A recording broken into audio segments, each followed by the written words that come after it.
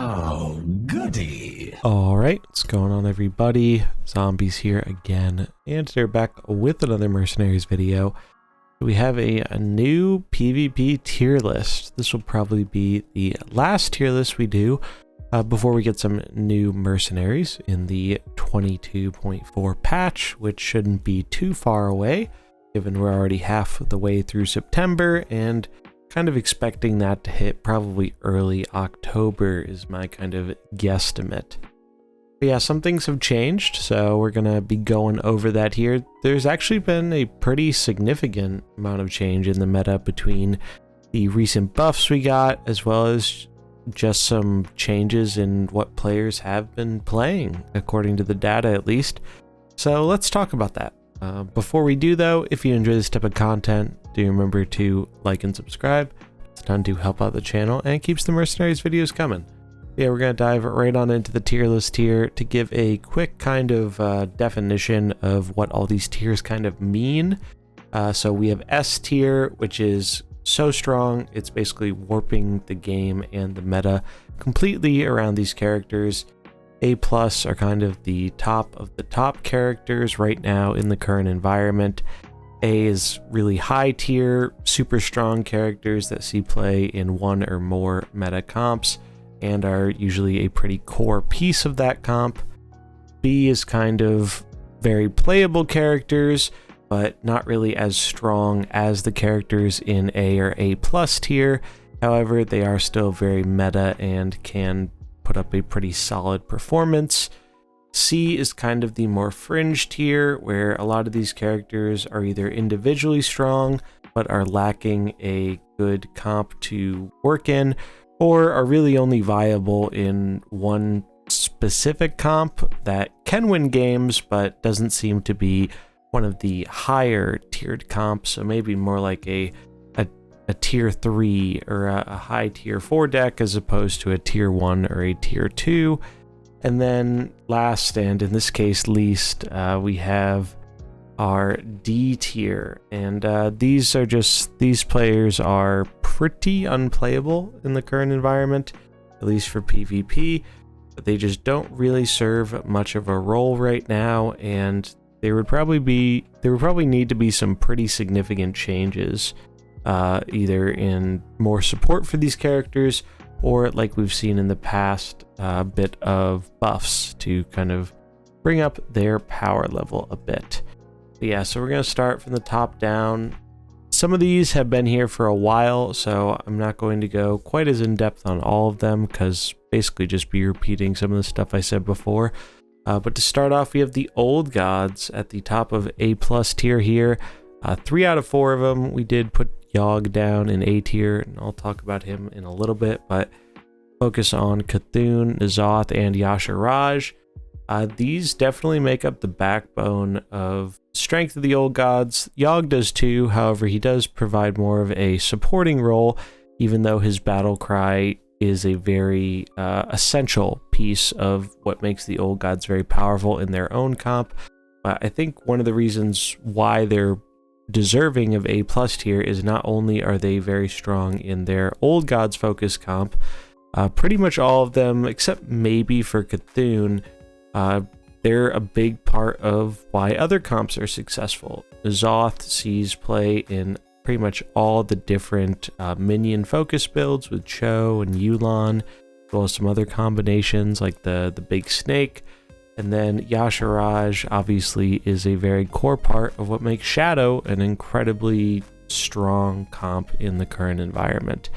Cthulhu is kind of deserving, even though he is really only just in the main old gods comp. I think you can also run him in summons. I did try him in a summon build and he actually felt pretty good there.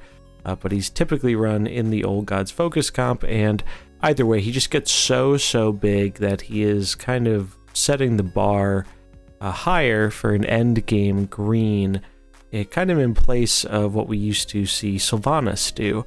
Whereas Sylvanas needs a turn to set up if you meet the right conditions, which aren't really too hard to do. Cthulhu just gets to that same spot, except you don't have to waste a turn setting up. He's just big as soon as he enters, and then he can start dealing lots of damage and even ulting in some cases with that skill 3. So all really, really powerful, and I think some of the most powerful characters in the game right now. The Old Gods Compass continue to put up really good numbers, and it is a very significantly prevalent force on ladder.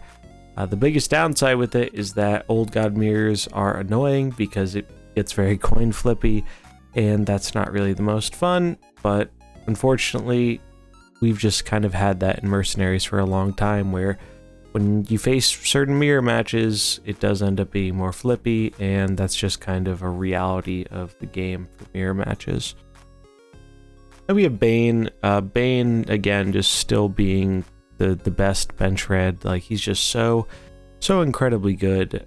He really just absolutely incredible unit. He sees play in multiple comps, but he's usually as that kind of bench anchor to give that big AoE damage in the late game. Now that Cthulhu is so popular and Sylva's still around, just really nice having that big red AoE, and then you can get some healing in as well, which is also very handy. Elise, just honestly probably the best green in the game in terms of lead greens, I think. It's just what she does is so incredibly powerful that even if she dies after 1 or 2 uses, she got more than enough value. And if you are able to keep her alive, you can pretty much destroy people almost single-handedly with the Golden Monkey. So just really, really powerful and versatile character, seeing play in all sorts of different comps, and I think that's going to continue to be the case for the foreseeable future. Trigor, a little bit less popular than he was previously, but he really is just kind of the big burst damage character, especially when paired with other characters like Maestra. Some comps just are not able to deal with the amount of damage output he can put out with other attacking units. And even though he was changed a little while ago, so now he's a little bit less defensive against AoE. If he does die to the AoE, he's still a really powerful character, and I think deserving of the A+ tier spot. Then we have some of our shadow units here. So we have Vol'jin. I mean, Vol'jin, like I've said before, he really just does 2 things incredibly well, and they're 2 of the stronger things in the game, and that's speeding up Shadow, and Shadow's only gotten stronger and stronger with the addition of Old Gods and some other recent characters like Kazakus and Ashara, and that alone would be enough for him to see a ton of play. But the fact that he has such powerful AoE and an AoE that can synergize with other Shadow abilities, just there's really nothing else that does what he does as easily as he does. And honestly, I wouldn't be surprised if in the future they have to change or rework his item, because I think it might simply be too powerful, much like Valera's Unnatural Smoke has been in the past. Then we have the Nagas. So Queen Ashara, I believe, was up here before. I don't think anyone should be surprised by that. Ashara is just so good in the Shadow comp, and now the Naga comp, which has gotten really popular and has been putting up some really, really good results.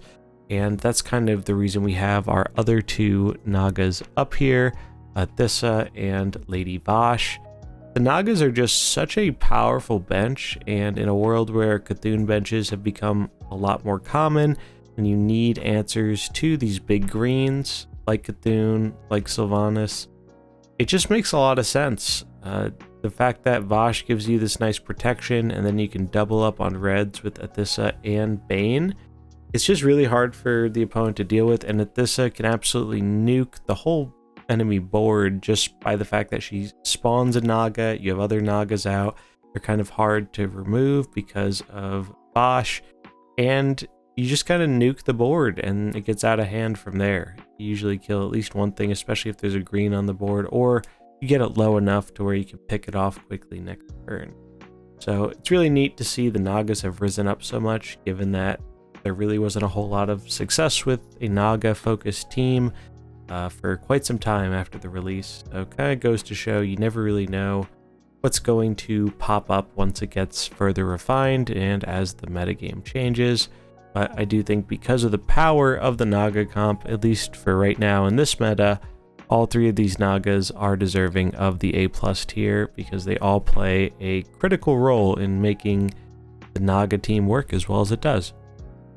Then A tier, so we have Reno Jackson, really good explorer. Reno's just become like the default taunt unit to lead with for a lot of comps. The fact that his best ability, skill 2, basically acts as a spell taunt is incredibly powerful, and you do sometimes see him on the bench in arcane comps. However, as we'll talk about in a little bit when we get to Longjin, arcane comps have kind of fell off a bit, so you're really more so seeing him as a kind of guardian in the front that you're trying to get killed so you can proc his death rattle, as that's one of his stronger abilities.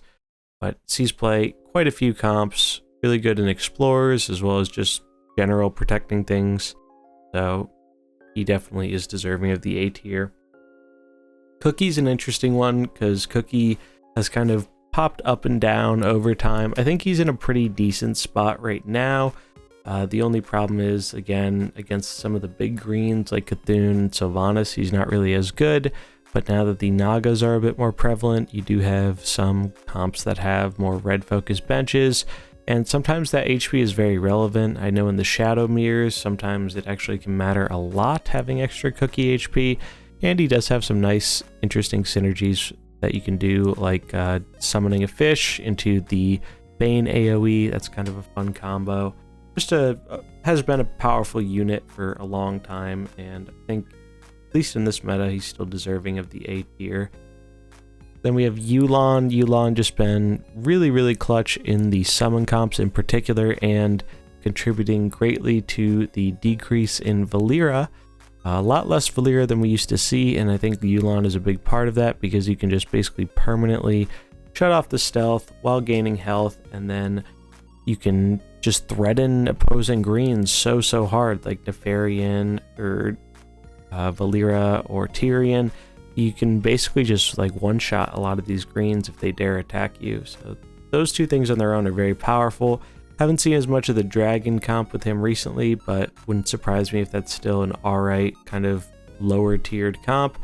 But for the work they put into the summon builds and just kind of countering a very, very strong character in Valera, definitely deserving of the A tier. Maestra, we talked about her a little bit with Trigor. She's just really, really good for the extra burst damage. She's kind of glass cannon-y in my opinion. She usually doesn't last very long once you get her into the field, but the amount of damage she's able to do because of the fact that she can gain attack and then gain roll advantage, very, very powerful. Does get shut down by positioning sometimes, really the Merc that cares about positioning more than any other character in the game.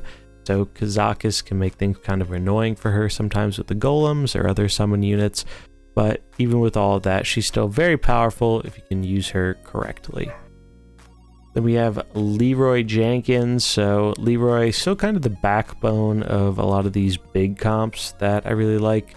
I do think the big comps have gotten a little bit worse, but are still like higher tiered overall, maybe like tier 2. They can definitely win some games. But now that there are less kind of almost all-in blue comps with the benches, it's just a lot harder for Leroy to get his easy kills and scaling up and whatnot. And he's still a really good unit, but I do think the fact that Nagas have become more popular and the fact that because Cthulhu exists and is so big off the bench now, definitely made things a little bit worse for Leroy. That said, still a really powerful character, and I think he is deserving of the A tier because sometimes he can just totally flip a game all on his own. Longjin. So I believe Longjin was A+ last time, bumping Longjin down to A. Their power level is still really kind of through the roof, and they did actually get a bug fix that was kind of a buff a little while ago, where now they do retaliate their skill 2 when they get killed. They didn't do that before, now they do. Apparently it was a bug, but it has since been fixed, so now we know that is how it is supposed to work. It's kind of interesting. I really didn't think Arcane was going to fall off as hard as it did, but the stats haven't been looking very good for it. I don't think it's a bad comp by any means. I think it's just, the meta is just kind of hostile to it. Arcane was one of the better comps for a long time, and it would not surprise me if that happens again, especially with the recent buff to Blink Fox. But I think it's going to take a kind of bigger shift in the metagame before we see something like that happen. Nonetheless, incredibly powerful character that I think will be rising up to the top again very shortly, but definitely still deserving of the A tier because Arcane still can win games, and Longjin is usually the reason for that.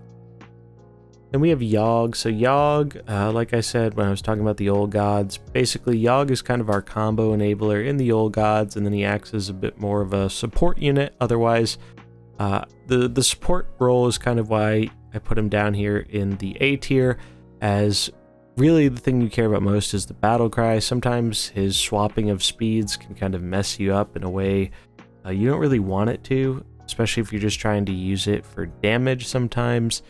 So Yogg can be a little awkward. His abilities are fine. His kind of ultimate ability, skill 3, really doesn't do much of anything most of the time and can actually mess things up for you. But all the other old gods have such good ones. I think it's fine, the fact that his is a bit more random and memey, because he still plays a very important role in reducing with the battle cry. And that actually gets even crazier with things like Maestra, where you can put him to your bench and get him out again for another battle cry trigger. But yeah, Yogg, definitely a good character and core part of what makes the old gods comp as competitive as it is, so he's deserving of the A tier. Kazakus. So Kazakus is still really good, but we have seen a bit of a downtick in Shadow. Really hard to say if it's because the meta's hostile to it, or if it's just because people have played a ton of Shadow and they're kind of bored of it and want to move on. I think it's a little bit of both. I do think the meta is a bit more hostile to it now with Cthulhu and the Nagas, but overall it really didn't make Kazakus that much worse. That being said, there's just a lot less Shadow on ladder right now, and given that's the kind of main comp he sees play in, felt like A was still a fitting place for him. Kind of a similar thing with Nefarian, where Nefarian was mainly seen play in the Arcane comp with Longjin, and that comp has really dropped off quite a bit. Again, Nefarian is like one of, if not the most powerful dragon, I think, next to Longjin. I mean, all of our dragons here in A tier are just like absolutely incredibly powerful, but we just haven't been seeing the results as recently with Nefarian. So he's another character where I think maybe next set, when we see a few more synergies printed, who knows what we're going to get, but I do think that Nefarian is going to be a powerful character in the future. He's fine now. He's like pretty good, but he doesn't feel quite as good as he used to be. So I think he's still deserving of the A tier just off of kind of that power level alone, as I do think Arcane is going to come back at some point, be a force to be reckoned with, and I do think Longjin and Nefarian will be a core part of that just because they have so much good synergy. Then we have Sylvanas. I think we moved Sylvanas down here, actually. So Cthulhu is kind of the new Sylvanas. She's still really good, but the fact that she needs to take a whole turn to set up is a pretty big downside. And we're seeing a bit less of the kind of stat buff focus comps, which is making her for the queen, which is sometimes really good, a bit less good.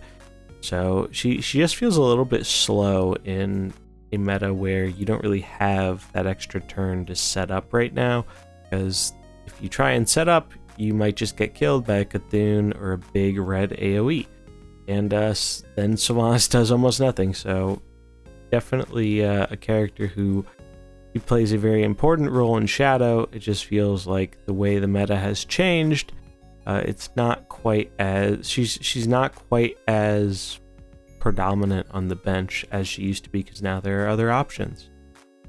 Then we have Cho. Cho really is kind of the backbone of a lot of these minion comps. He's just so powerful at what he does, and you can protect him, whatnot. You can scale your minions really high, and a lot of comps, especially ones that lack AoE, really don't have good ways to deal with that, and the minion damage really stacks up, and it's quite powerful. And then you can use him for some additional burst damage too. Really cool character, and though I don't think we're seeing quite as much of the summon comps as we used to, I don't think that's really an indication of lower power level. I think he's still very, very powerful for those summon comps. Then Localar. So you might notice that the Frost squad has kind of moved down a bit, and they're another one that's been kind of really degraded by this meta. I think Localar is really the best of the Frost characters right now, so that's kind of why he is still sticking around in the A tier, as I think he does the most powerful thing out of any of our other Frost options. But that being said, Frost, while still being a viable deck, just doesn't feel as good in the current environment as it used to. I don't know if it's the RNG or just what it's running into, but it just doesn't feel as prominent. I know I haven't really ran into as much of it, and it's been showing up less on the data. So it just seems as meta's really changed a lot of what these old top tier comps used to be, and it didn't make them bad, it just made them not as good as they used to be. And I think that's kind of enough to convince people to kind of just try and play something else. Then Tyrande, so she kind of goes hand in hand with Long Jin. How good she is generally relative to how good the Arcane comp is, or the Frost comp with the Bane combo, but both of those having kind of fallen off a little bit. I think she's still really strong and a core part of those builds, just given the fact that the builds aren't doing quite as well as they used to. I think she's deserving of the A tier because she's still really good, but doesn't feel like she's like as kind of oppressive or overly strong as she used to be. Tyrion, I think Tyrion stands up there with Elise as one of the few lead greens in the current meta that can actually kind of get away with leading. And that's mainly because you don't really care if your Tyrion dies, because you want the death rattle. And if they leave him up, he can kind of snowball in other ways, but most of the time he will die turn 1, turn 2, maybe turn 3 at the latest. And then you're getting a huge stat buff, so especially combining with that with Elise can be really, really crazy. But we have been seeing less of the kind of bigger bench comps. Still think they're pretty good, and he's a big reason why, so I think he's deserving of the A tier. But it's interesting to see that they aren't quite as popular as they used to be. And then last character in A tier here, Valera. So Valera just still really strong character. Like, I think one of the most broken mercenaries that has ever been printed, but over time, between the counters like Localar and the buffs we got to other counters like Yu'lon, it's just very hostile against her. The fact that Yasharaj can potentially kill her on one with Vol'jin, it just got very, very hostile towards Valera, and though she still sees play sometimes, it's not nearly as much as she used to, where like every comp was running a Valera, and that's because there are just more counters to her now that make her less good outside of a few very specific comps, like sometimes with the Trigor comp, or there's this weird Frost version that kind of puts Valera back on the bench with Maestra and then tries to speed Frost you later in the game, which can be very annoying to deal with. But once you kind of figure out how to pick apart that kind of strategy by kind of picking them off one by one so they don't get Valera and another unit in at the same time, she's just not really as good. And so just purely off of power level and the comp she sees play in, I think she's deserving of A, but she's by no means the kind of S tier meta warping character that she used to be, at least in this meta. Alright, so moving on down, we have the B tier here, pretty rounded out B tier. I'm going to start going a little bit faster through here, mainly the C and D tiers, just because that is the bulk of our tier list here. I mean, just looking at the numbers here, we have 100 mercenaries in total, and about half of them are falling into C and D tier. Roughly, I mean, actually it looks to be about the exact same amount. So, but we have 3, 6, 9, 12, so it's 29. Wow, it's actually more. So that's actually, like, between these two, it's 60% of total mercenaries are falling into C or D tier.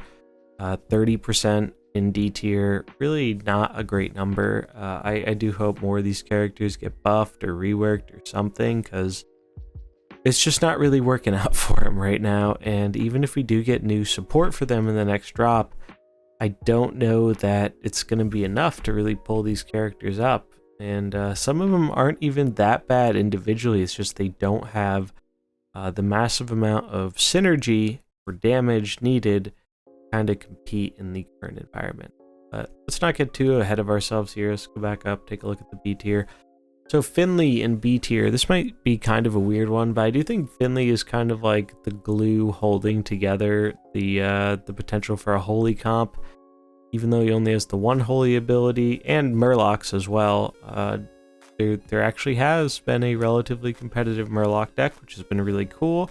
I mean, it's not top of the top, but it can win some games, and he's a big reason for that. He also kind of works with the Explorers, and so he sees play in quite a lot of stuff, and he's a pretty good character.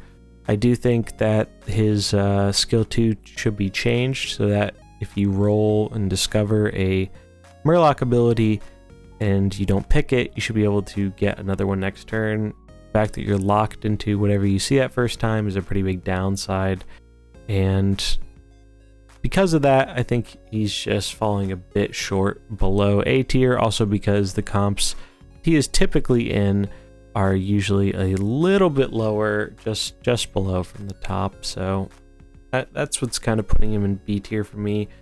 Karen and Diablo, we'll talk about them together here because they're kind of the original Wombo combo that we've had for forever now. But really not seeing a whole ton of play. Karen sees most of their play in the Arcane comp on the bench.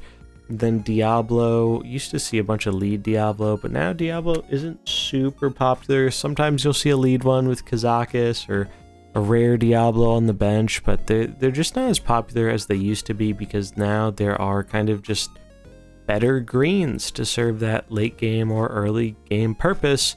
And Karen not being as good as they used to be, and not having the easy combos with like Karen, Cookie, Diablo, and having that just solo things, it's really made them fall off quite a bit over time, even though they're individually powerful characters. Then we have Frost units down here, so I'll kind of talk about all the Frost units at once here. We have Jaina, Varden, and Belinda. So Frost, like I was saying with Localar, has really kind of fallen off a bit. They're just, you do not see them, at least I haven't seen them anywhere as frequently on ladder as I used to see them. And I don't know if it's just due to the RNG, or again, kind of like Shadow, people are just tired of playing with Frost, but it really just doesn't feel like they have the power that they once did in the past. Still very strong units, just I think a lot of this, and this can apply to a lot of the characters I've talked about, it's about lining up versus the current meta, and it just seems like they don't do that great of a job versus the current meta compared to some other top contenders. Then we have Rogers down here. She kind of a result of the fact that the big bench comps aren't really as popular as they once were. The same can kind of be said for Pirates here with Eudora, Edwin, and Sneed.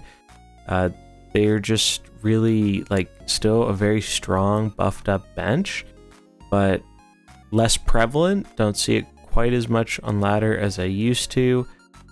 And on top of that, it just feels like there are less buff bench comps overall, because now people just have other things they're doing with their bench, namely the Cthulhu stuff, the Naga stuff, or sometimes the Shadow stuff. And it just seems like Pirates have fallen down a peg or two, even though they're still very strong individual characters, and especially when they're synergized with things like Edwin's speed up. Then we have the Fire Squad. So we have Bran, Ragnaros, and I think, or we have Geddon, Ragnaros, and I think Bran kind of applies too, because he was kind of the combo we were theory crafting with a bunch and whatnot, and you see it once in a blue moon on ladder. but it just feels a bit too easily disruptible. You kill Bran or you kill Rag or even Geddon, and then your other 2 units are doing significantly less and just aren't really making that much of an impact. Bran does see some play in Explorers comps, which is cool, but he kind of feels like the weakest link there a lot of the time. Not particularly great, and he doesn't really have ways to benefit from actually gaining the stats as an Explorer. So for those reasons, I think the Fire comp is definitely more B tier here. Can win some games, but they just don't really do that great against a lot of the field, especially if you're running into a bunch of the shadow stuff. You have the anti-shadow on Bran that can help, but it by no means is a hard counter. Then Malfurion, yeah, so the nature comp has also kind of fallen quite a bit. This has been the case for quite some time, but Malfurion is kind of one of, if not the best nature units, and some combos with Bane and the healing and whatnot can still be really good, even though nature isn't quite as good right now. So I think he's deserving of the B tier. Cariel, kind of the same thing as Rogers, where she's a core part of these bigger buff benches, and she's what keeps your bench alive, and that's very, very important, and it can still be good, but especially with things like Cthulhu, it just hurts so much having to swing into it, and you don't have a lot of ways to mitigate that damage unless you're dealing a killing blow. So it feels like she has fallen a bit just due to the nature of the big bench comp not performing as well as they used to, even though they're still solid all-around comps. Sinestra. So Sinestra is kind of a similar problem as Sylvanas, except kind of worse, and that's just, there's just more stuff that can deal with the Sinestra now, whereas there wasn't before. We just have more red burst damage. The Sinestra can't infinitely spam her AoE and healing, and the Dragon comp has just gotten a lot less popular, so she's seeing a bit less play because of that as well. But it's interesting when we can look back a few months ago, and she was by far the predominant bench character, and now you very seldom see her, even though she's still rather strong. Nyxia got a buff a little while ago, but it was really only a small thing, giving her an additional 5 HP. She was already a very glass cannon-y character, and that helped a little bit, but she still is pretty glass cannon-y. That being said, she can be good in the one of the versions of Arcane, because you don't really care if she dies super quick, because you want your stuff to die at the same time. That way you get the double Arcane switches. That can be kind of good sometimes, but still feels like she is a bit shy of being a top contender, but definitely very playable and good in the right comp. King Mukla. So Mukla is another one that has sometimes seen play in Arcane, as well as some of the big buff comps with the radioactive bananas. Can be pretty good. Make your starting units a bit more of a threat, so your opponent can't just ignore them and pick them off one by one. I think his play rate has kind of gone down, but I think he's still a very solid choice in the right comp. And the buff he got a while ago to make his radioactive bananas a lot stronger has definitely gone a long way in making him a more powerful character in the long run. And we have the Lich King. So Lich King also got a buff a little while ago, and he was mainly seeing play in the bench of Shadow. I'm not sure if that's the best bench anymore, though it might be a little bit better now that Cthulhu is pretty prevalent, as well as the Nagas, but would have to do some more testing there. But Lich King used to be really, really popular, but now he isn't really used quite as much, just because the slow doesn't seem as good as it used to be, so you're often using him for his other abilities, which just aren't quite as impressive as the slow was, even though Death Coil being buffed has been very good. Solid character. In the right comp, he can definitely make a difference, and he can be really fun if you increase his stats, but I think there are often a lot of other better choices to consider for those kind of roles, so because of that, it definitely feels more like a B tier character to me. And then we have Blinkfox rising up a bit. Blinkfox got a huge stat buff, and then on top of that got a little bit more damage on their skill 1. Blink Fox wasn't really a bad character. They were just kind of in the position of they weren't really great in the current environment, and I still don't think they're that great, but they are a fair bit better just because of more survivability, more damage. Those are both good things to have, and they're in a good tribe on top of that.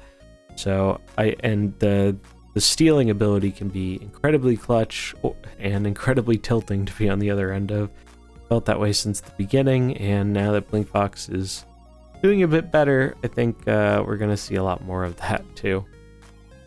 And then our last character in the B tier here, Mergle the Oracle, kind of another core reason of why the Murlocs kind of work alongside Finley. Just really good. I really underestimated how much the buff would do for him. Gaining that health off of taking 20 damage on each of your Murlocs is really, really strong, turns out. And you can actually do some pretty gross things when you combine him with characters that have healing power, like Chi-Ji or more commonly Bane. So this character has really impressed me with the buffs it got, and it is a core part of what makes Murlocs a viable comp, so I think they're deserving B tier purely off the back of that. All right, we're down to our 2 lower tiers, and if you can believe it, all that, we're 36 minutes in, that was just 40% of all the mercenaries, but it was the best 40%. So we're gonna go through the rest kind of quickly. Alex kind of suffers from the fact that dragon comps aren't as popular or as prevalent as they used to be. They just don't feel quite as good, that they are viable. She did get some help with a buff, but really doesn't seem to be doing enough to make her see play anywhere outside of a dragon comp, kind of one-dimensional. And I think that applies to most of the characters in here. They're either one-dimensional and are only seeing play in a singular specific comp, or they're individually powerful, but they don't have a home yet. They don't have a comp that really makes their synergy worthwhile or powerful enough to compete with the better synergies in the game.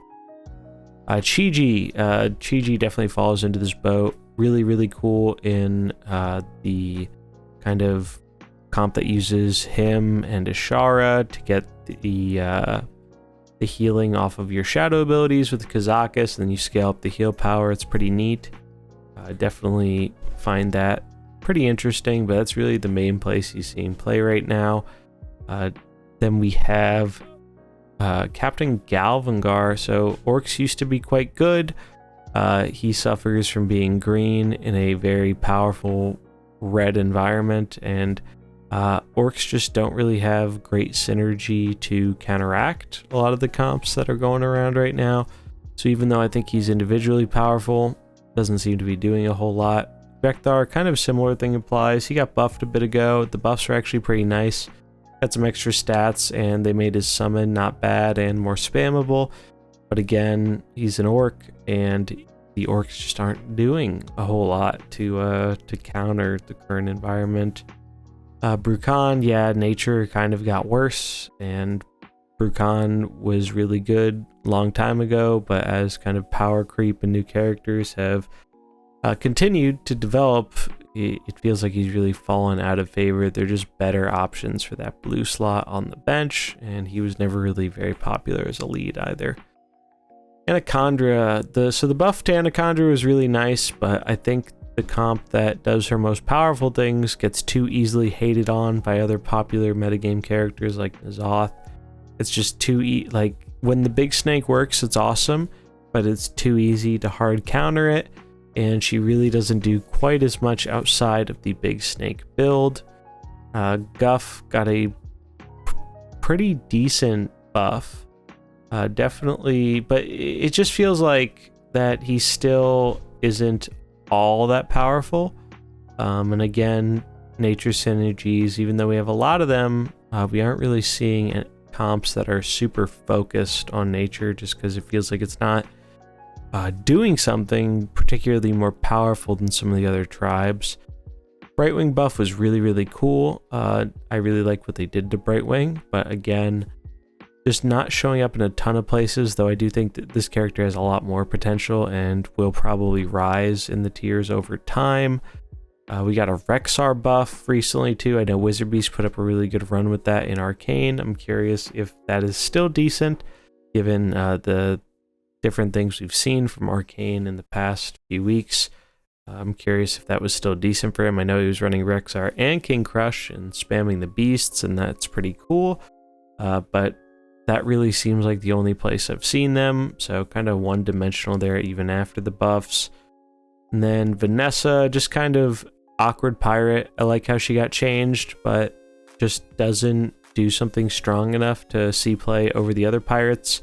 And since the pirates are typically a big bench comp, it's hard to find room for more than 3 of them.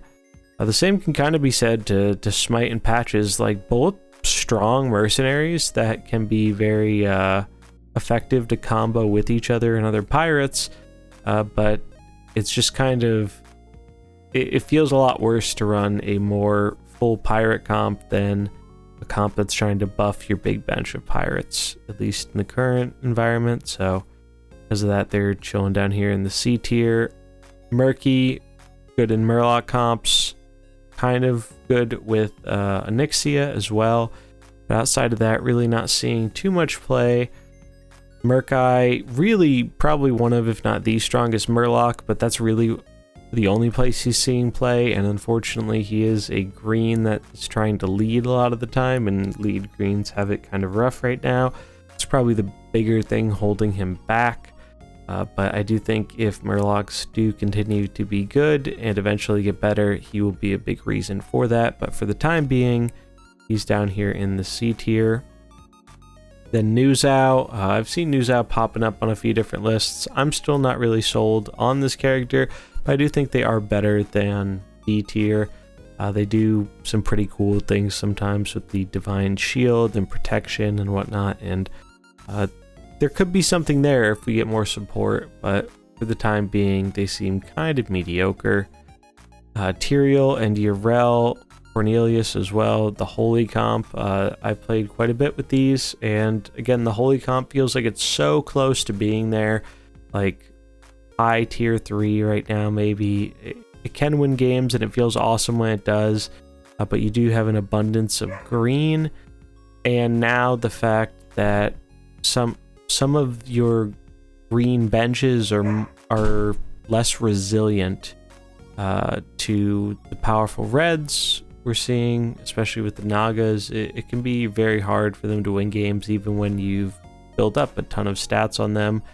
Cornelius has helped with this a bit. I do think he's been quite good, and even though the changing of his attack to Holy Tag didn't really do that much, I think the buff to Yrel definitely helped out, and it's just nice to have a character that can heal and protect at the same time, because you're trying to get the most value out of your bench. So I do think he is kind of the best, or one of the best slots for the bench with the Holy comp. Uther was really cool. We got to see him change color, but really hasn't impressed very much since then. Has felt kind of underwhelming. I mean, you can still run him in the Elise Monkey comp, but that is very much susceptible to counters, so you do have to be careful about that.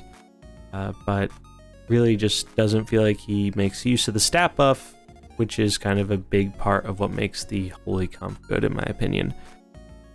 Then we have Hook Tusk, one of my favorite characters, who's been buffed quite a bit, but still just isn't really finding a home just yet. I think she's one of the harder characters to use, and I think at some point we'll probably see her in some kind of weird combo deck, just purely off the fact that like she can change roles in a really interesting and unique way. I think at some point it's going to be abusable, but currently it is not. Deathwing, he kind of lives or dies by the dragon comps, and dragon comps haven't been really good. So because of that, even though he got decent stat buff and some other minor things, still feels like he needs some more support to really be strong enough to be more competitive. Maeve is a very good individual character, but she doesn't really synergize a whole lot with anything.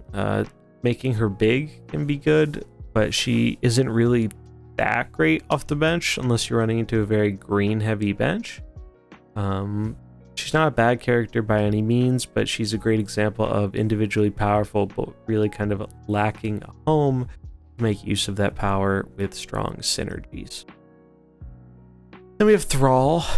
Thrall used to be the premier red for dealing with things like Sinestra. Now he is just kind of not anywhere, really, due to the loss of the Orc deck and just the fact that other reds are kind of fulfilling that endgame role.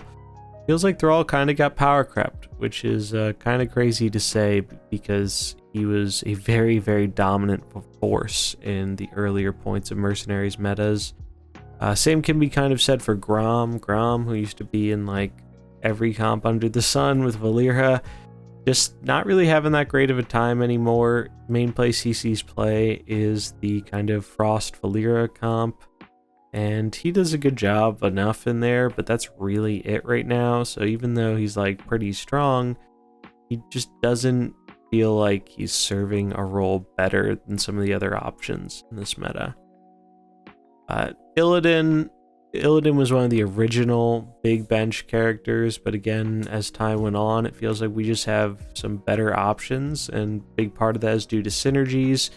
Illidan just doesn't really have much in the way of synergizing with other characters and whatnot. He's good on his own, which is nice, but when a lot of these comps are making use of all these synergies, you kind of need a little bit more than that to really perform well.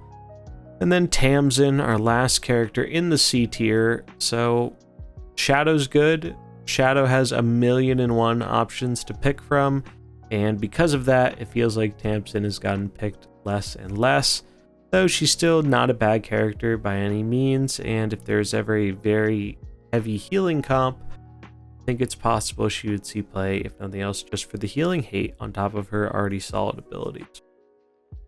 And then D tier.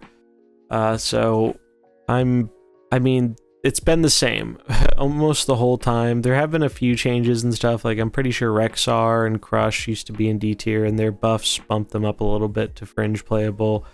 Blinkfox as well, Mergle as well. Like, so the buffs are kind of working, even if they aren't propelling characters all the way to tier 1. They are helping, making these characters a bit more viable and helping some less supported comps get a little bit more help without having to release new characters for them. So I do hope they do release new characters as well for the more unsupported comps. But yeah, D tier, we're just going to run through them real quick. Gul'dan, Jaraxxus, Garrosh, Mutanus, Pertris, Gruul, Manaroth, Millhouse, Anduin, Lord Slitherspear, the Red Naga, Antonidas, Tavish, Scabs, War Master Voon, the Zajara, Rathorian, Rokara, Blademaster Samuro, Sarafang, Bandar Stormpike, Rathian. Rathian is actually kind of cool. They changed him, but again, Shadow, there's no space in Shadow to kind of make use of him very effectively over other things. Zyrella, Prophet Velen, Natalie, Celine, and Anduin and Zwen. They're just, all of these characters feel like they don't do enough for the specific roles that they're in to be effective in PvP for the most part, though I know apparently Scabs has been seeing some play again, which kind of surprised me. So maybe I'm underestimating him. He's not that bad. He just doesn't, again, these characters lack synergy, or the synergy they have just isn't good enough versus the other synergy that's out there. Some are just underpowered, like the demons, Gul'dan, Jaraxxus. These are all kind of tribes that don't feel like they're all the way there. Holy, demons, Murlocs to a lesser extent, orcs, a lot of orcs down here. It's a common theme, and I do hope we see more buffs over time as these characters need help. And I'm not saying to propel them all to the top tier. I don't want them to make another Trigor, but I want them to at least be semi-playable. And unfortunately, right now, almost none of them are. Maybe Scabs and maybe Millhouse, but they're kind of carried by the rest of the team. They're not the one doing the really crazy stuff. Rathian maybe too, but again, the competition in Shadow is just so high, you're better off running something else a lot of the time. But yeah, that's the tier list. Took a little longer than I thought to go through them all. We have 100 mercenaries though, so I mean, I guess it's only gonna get longer. But definitely let me know if you have any thoughts about this. I'll have the link in the description if you want to take a look in the image for yourself. But yeah, that's where I'm at with the tier list. Again, this will probably be the last tier list until we get new content, and it'll probably take a little bit after the new content to get out of tier list because we have to level up all these new characters. The meta is going to be changing again. Should be a great time for the mode. I know I'm looking forward to it. Hopefully it is not too long away. Just hopefully a few more weeks out, and then we'll get something fresh and new and see how the meta kind of changes, and we can do another fun tier list seeing where everything is at. But yeah, that's going to wrap it up for this video. If you enjoyed it, do remember to like and subscribe, and I'll catch you in the next one. Peace.